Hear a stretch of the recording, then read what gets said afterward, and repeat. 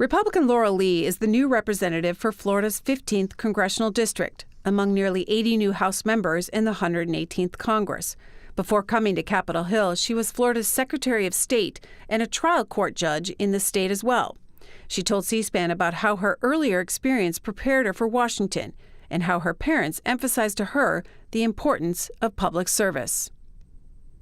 Well, I was fortunate to grow up in a family that really valued public service, commitment to our country, and also a belief in really the American ideal and the American dream, that our people, our country will do well and will thrive when we're given the opportunity to build businesses, to raise our children the way that we think is appropriate and is going to meet their needs.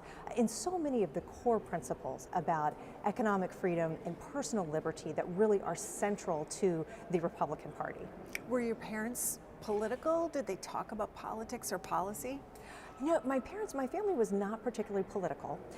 My father is a retired two-star general from the Air Force, and my mother a retired public school teacher. So while they didn't really focus on politics, they lived those Republican ideals in so many ways.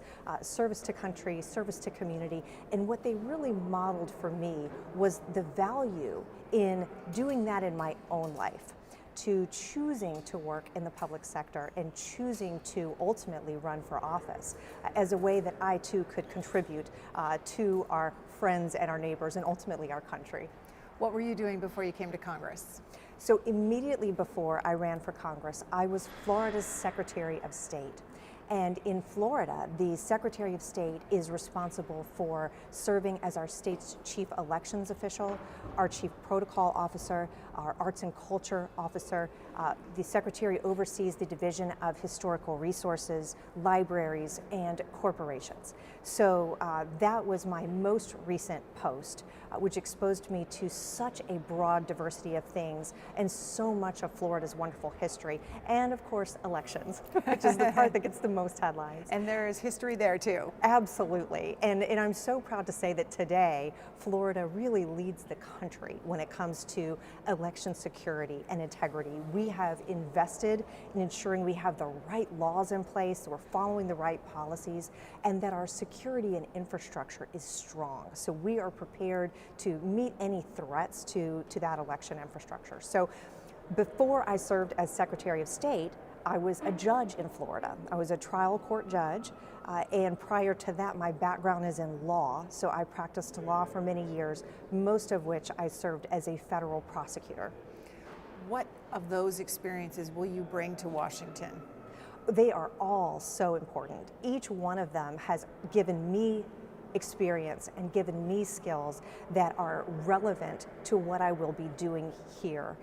Certainly my particular committee assignments, which are the Judiciary Committee and the Homeland Security Committee, and also the House Administration Committee, each one of those has jurisdiction and responsibilities that relate back directly to some of the work that I've been able to do professionally.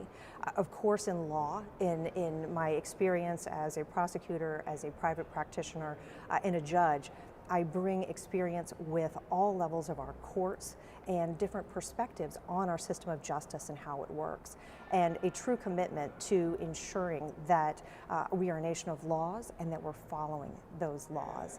I also care deeply about the concept of the appropriate functioning of government and getting back to basic principles of separation of powers and how our government is supposed to work.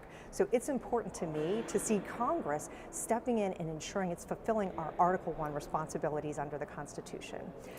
And with respect to Homeland Security, as a federal prosecutor, I worked directly on issues involving immigration, illegal entry into our country, and some of the things that can happen when that is allowed to happen, and it brings danger to our community. It's not just people crossing our border. Unfortunately, we've seen all too often it's bringing fentanyl into our country. It is human trafficking.